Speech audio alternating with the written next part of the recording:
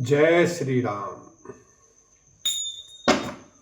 उपदेशु यहु जहि तात तुमरे राम सिय सुख पावहि।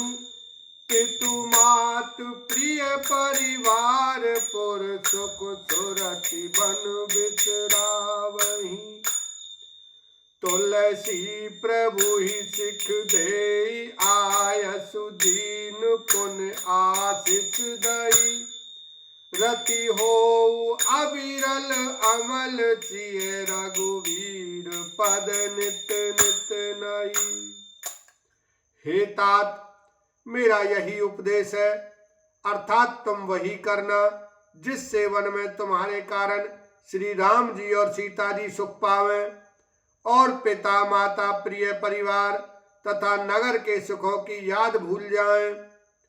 तुलसीदास जी कहते हैं कि सुमित्रा जी ने इस प्रकार हमारे प्रभु लक्ष्मण जी को शिक्षा देकर वन जाने की आज्ञा दी और फिर यह आशीर्वाद दिया कि श्री सीता जी और रघुवीर जी के चरणों में तुम्हारा निर्मल निष्काम और अनन्य एवं प्रगाढ़ प्रेम नित नित नया हो।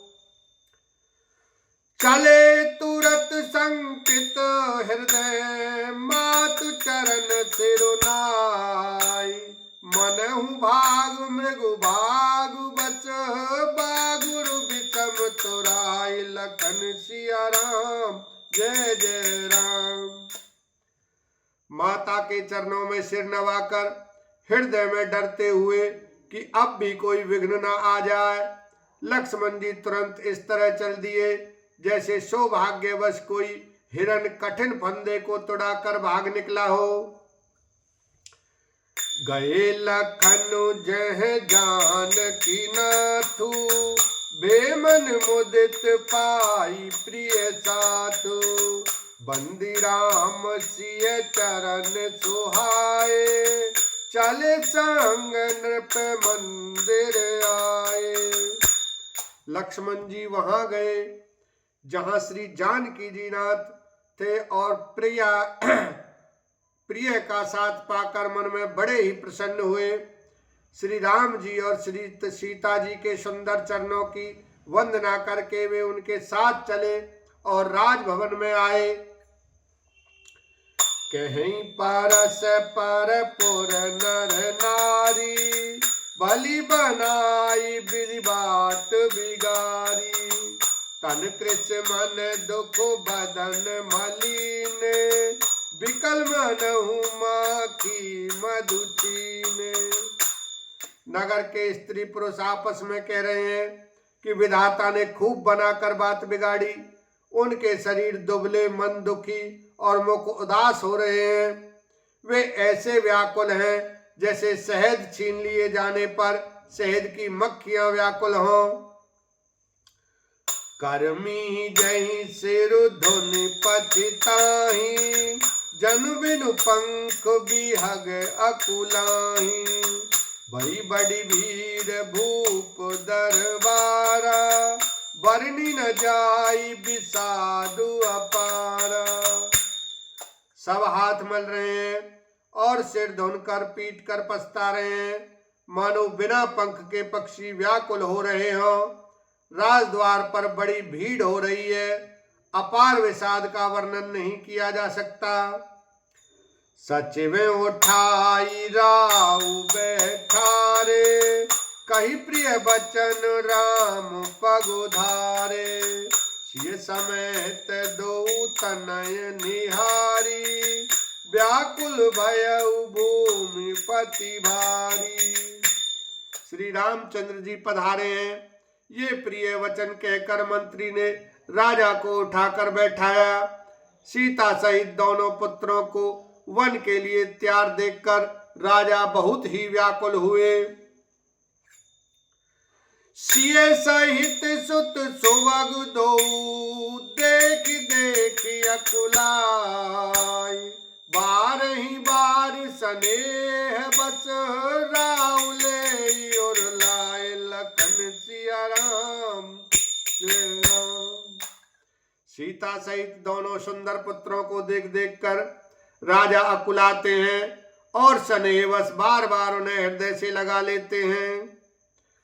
सकई न बोली बिकल नर नाहु, शोक जनित उर दारुण दाहु, नाई शीश पद अति अनुरागा, उठी रघुवीर विदा तब मागा। राजा व्याकुल हैं, बोल नहीं सकते, हृदय में शोक से उत्पन्न हुआ भयानक संताप है। तब रघुकुल के वीर श्री रामचंद्र जी ने अत्यंत प्रेम से चरणों में सिर नवाकर उठकर विदा मांगी। पितु आशीष आयस मोहि दीजे, हर समय विषमऊ कत कीजे, तात किए प्रिय प्रेम प्रमादु, जसु जग जाई होई अपवादु। हे पिताजी, मुझे आशीर्वाद और आज्ञा दीजिए। हर्ष के समय आप शोक क्यों कर रहे हैं?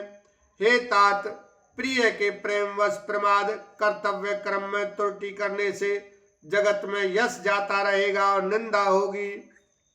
सुनि स्नेह बस उठि नर नाहा, बैठा रे रघुपति गई बाहा, सुनु तात तुम कहूँ मुनि कहीं, राम चराचर नायक ऐं।